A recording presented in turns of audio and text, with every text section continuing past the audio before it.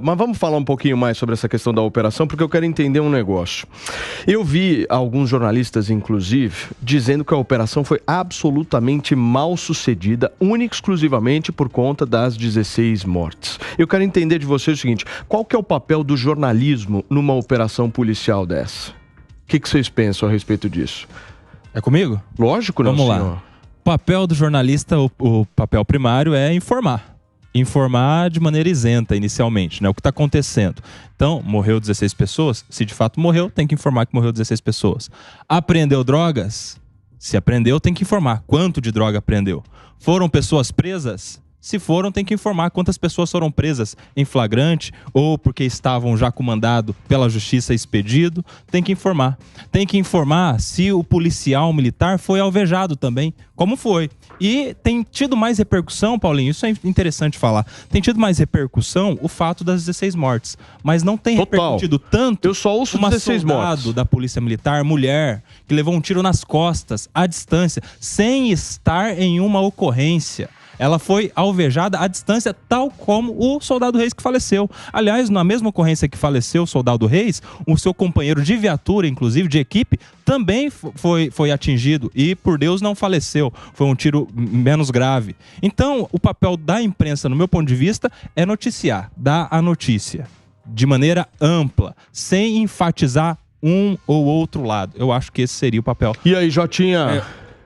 Foram só no ano passado 172 mortes de policiais, 7 em cada 10 foram realizadas em momentos de folga desses profissionais que já têm um salário reduzido, desses profissionais que têm pouco prestígio social, desses profissionais que deveriam ser muito mais respeitados e aplaudidos pela sociedade. A gente vê a polícia com o índice de confiança social, podem procurar o índice de confiança social lá em cima, é uma das instituições que a população mais confia. E se tem respaldo da população, tem que ter respaldo de todas as instituições, inclusive da academia, que às vezes fica com esse discursinho de ar-condicionado. Pediu, Volney? Por favor.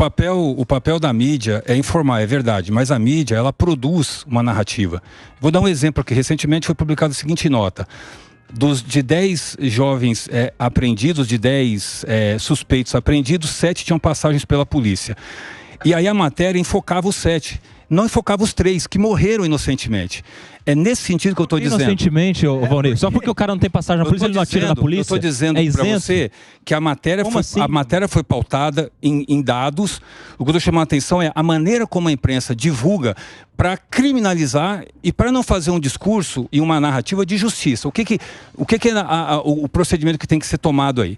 Primeiro, eu acho que você tem um assassinato lamentável de um policial e aí você tem que acionar a justiça para averiguar e punir e prender o assassino. O assassino se entregou. Esse é um ponto. Bom, agora, isso não é uma autorização cabal imediata para se chegar numa comunidade e sair prendendo todo mundo ou atirando a esmo. Ô, Volney, então veja, um detalhe para te ajudar no seu comentário. Só para te ajudar no seu comentário. A questão é que o cara que atirou e matou o soldado Reis, ele não agiu sozinho por conta dele, por vontade própria. Ele é representante de uma organização criminosa, meu amigo. Então, ainda que ele tenha se entregado, a operação continua, porque lá tem muitos e muitos outros que integram a mesma organização criminosa que deu ordem, provavelmente, para essa ação dele que gerou o resultado morte no policial. Eu acho que a melhor estratégia para desarticular o crime organizado é com inteligência.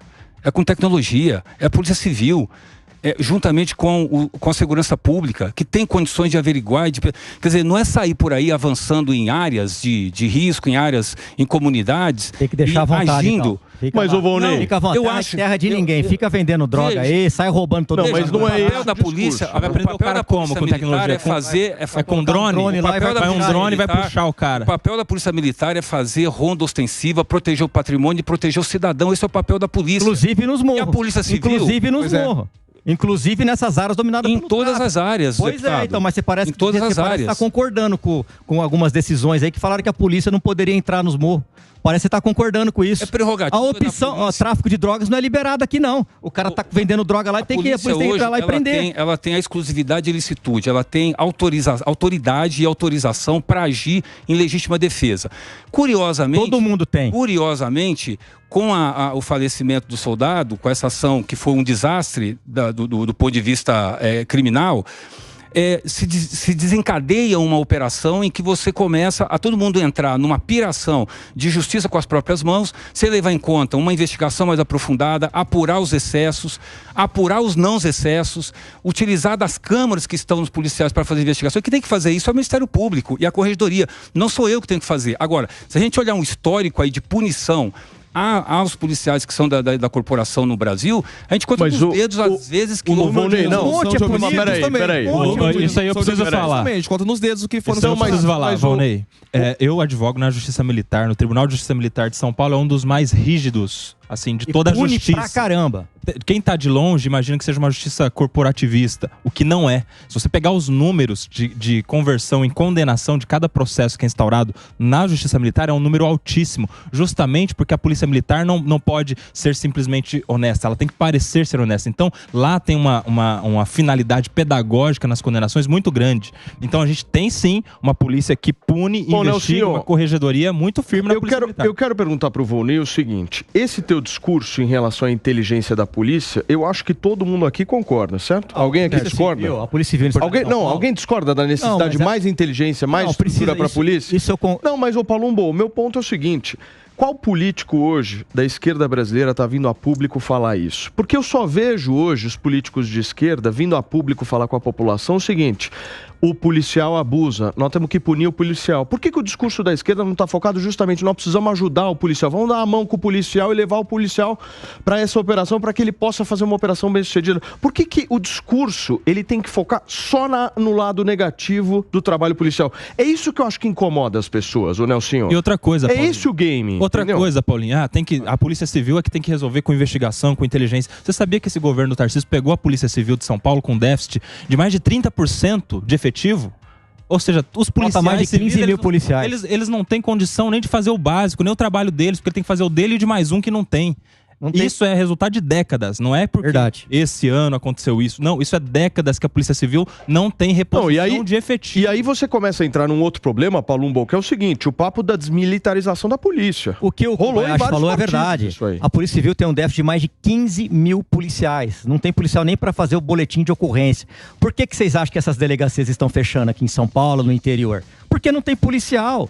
Então, o governador Tarcísio, ele acabou de assumir. A gente tem que dar um tempo para ele. Não dá para ele fazer um estalo de dedo aí e colocar 15 mil policiais. Eu acho que ele vai suprir esse déficit de 15 mil policiais. Só que não tem gente nem para fazer boletim de ocorrência, não tem gente para fazer BO. Então fica muito difícil. Outra instituição que está falida, sucateada e mal paga, que ninguém fala, é a Polícia Penal. A Polícia Penal está do mesmo jeito e precisa se investir no ser humano. Não tem gente, os policiais estão ficando doentes, escrivão principalmente.